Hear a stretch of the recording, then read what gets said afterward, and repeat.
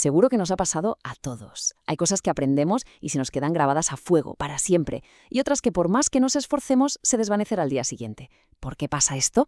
Bueno, pues la respuesta podría estar en cómo nuestro cerebro está, digamos, programado de fábrica para aprender. Hoy vamos a meternos de lleno en un campo fascinante, la neurodidáctica. Es la ciencia que por fin conecta cómo funciona nuestro cerebro con la forma en que de verdad aprendemos y enseñamos.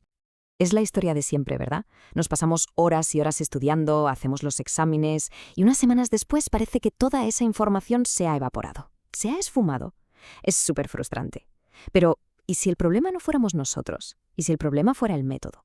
¿Y si, sin darnos cuenta, llevamos siglos intentando aprender de una forma que va en contra de la propia naturaleza de nuestro cerebro?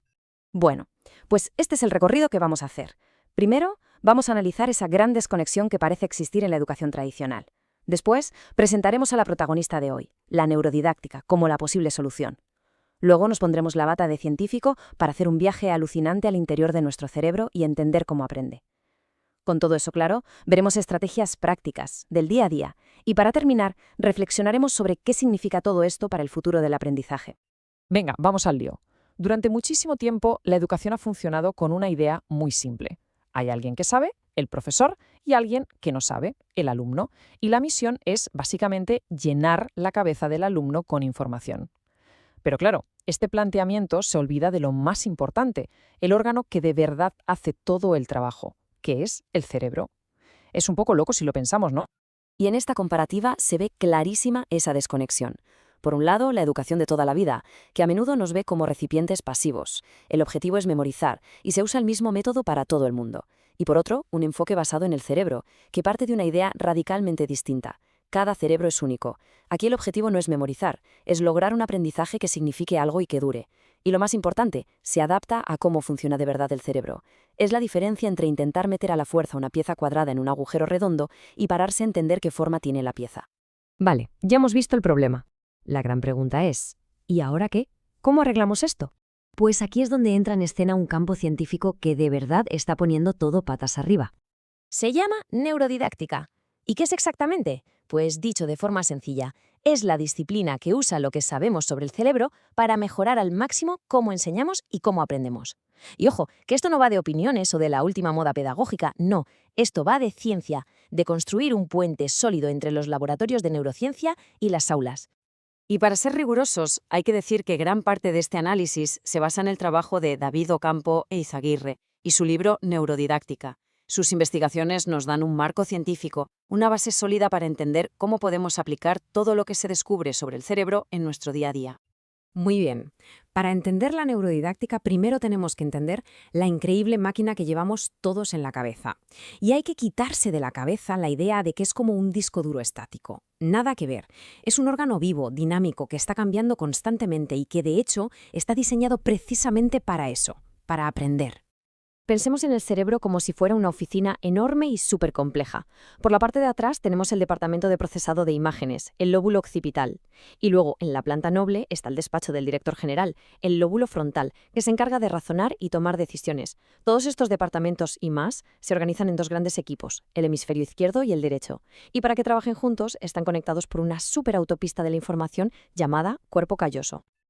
Y aquí viene lo interesante y donde hay que desmontar un mito. El izquierdo tiende a ser el analítico, el lógico, el que se encarga del lenguaje, de los números. El derecho, por otro lado, es más intuitivo, más creativo, el de la imaginación y la visión espacial.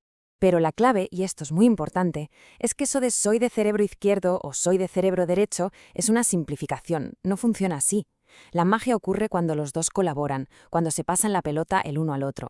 El mejor aprendizaje es el que consigue que los dos hemisferios trabajen en equipo. Y ahora, agarraos, porque llega el concepto que lo cambia absolutamente todo. Es una de las ideas más potentes y revolucionarias de la ciencia moderna, la neuroplasticidad. ¿Y qué significa? Pues ni más ni menos que el cerebro tiene la capacidad de cambiar físicamente su propia estructura según lo que vivimos, lo que pensamos y lo que hacemos. O sea que nuestro cerebro no es una pieza de mármol fija, sino más bien como arcilla que se va moldeando a lo largo de toda nuestra vida.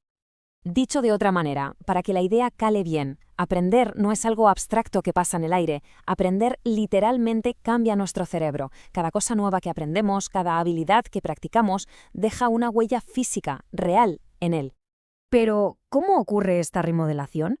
Pues es un proceso bastante lógico, en 3 pasos. Primero, tenemos una experiencia nueva, por ejemplo, aprender el primer acorde con una guitarra. Segundo, las neuronas que tienen que ver con esa acción se comunican entre sí, se encienden.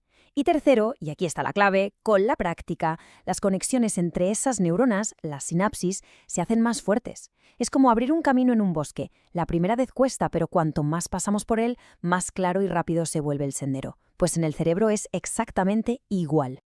Muy bien. La ciencia es apasionante, ¿verdad? Pero la pregunta del millón es, vale, ¿y todo esto para qué nos sirve? ¿Cómo lo llevamos a la práctica, ya sea en un aula o en nuestra propia forma de estudiar? Vamos a pasar de la teoría a la estrategia. La neurodidáctica se apoya en unas cuantas reglas de oro. La primera, cada cerebro es un mundo y aprende a su propio ritmo. No hay dos iguales. La segunda, y esta es importantísima, las emociones son el pegamento de la memoria. Lo que aprendemos con emoción se queda. La tercera, el cerebro es una máquina de buscar patrones, es su forma de entender el mundo. Cuarta regla, que es más bien una advertencia, el estrés es como la kriptonita para el aprendizaje, lo bloquea. Y la quinta y última, el cerebro no es una cabeza flotando en un frasco, necesita el cuerpo. El ejercicio y el sueño no son un lujo, son esenciales para aprender. Y aquí vemos cómo esas reglas de oro se convierten en herramientas de verdad. Por ejemplo, los mapas mentales. ¿Por qué funcionan tan bien? Pues porque son un festín para el hemisferio derecho. Le encanta lo visual y lo espacial. O el trabajo cooperativo. Claro que funciona, somos seres sociales, nuestro cerebro está diseñado para aprender con y de otros. El uso de preguntas. Esto es como abrirle el apetito al cerebro, despierta la curiosidad y lo prepara para recibir nueva información. Y por último, conectar con la emoción. Si consigues que algo que emocione, ya sea por divertido, sorprendente o relevante, estás conectando ese aprendizaje directamente con los centros de memoria del cerebro. Hay una frase de José Martí que me parece que da justo en el clavo y resume todo esto. No se sabe bien, sino lo que se descubre. El aprendizaje más profundo, el que de verdad se queda, no viene de que nos cuenten cosas, sino de que las descubramos por nuestra cuenta, de que seamos exploradores. Como se suele decir, el cerebro no es un vaso que hay que llenar, sino un fuego que hay que encender. Así que, al final, cuando integramos la ciencia del cerebro en la educación, el resultado va mucho más allá de sacar mejores notas. Estamos hablando de algo mucho más grande. Estamos repensando por completo cuál es el propósito y el increíble potencial del aprendizaje. 100.000 millones. Con B, es un número para pararse a pensar. Esa es aproximadamente la cantidad de neuronas con las que nace un cerebro humano, casi tantas como estrellas hay en nuestra galaxia. Solo esta cifra ya nos da una pista del potencial de aprendizaje que es prácticamente ilimitado que todos tenemos dentro. Entonces, ¿a dónde nos lleva todo esto?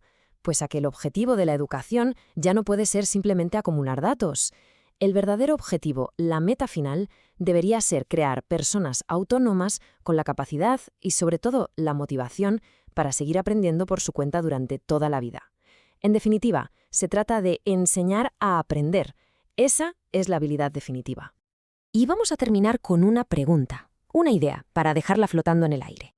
La neuroplasticidad nos ha demostrado que podemos cambiar de forma intencionada el mismísimo órgano que crea nuestros pensamientos, nuestros hábitos, nuestra forma de ver el mundo.